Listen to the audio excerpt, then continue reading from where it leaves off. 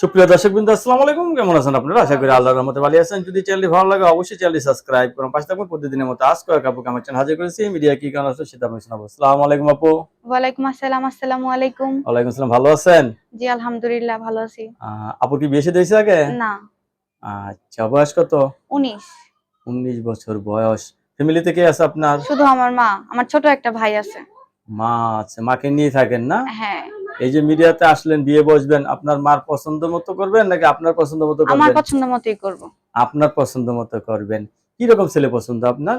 অনেকের বউ চলে গেছে, বউ মারা গেছে, হ্যাঁ, এরা হ্যাঁ, যদি বিয়ে করতে চায় সমস্যা নাই।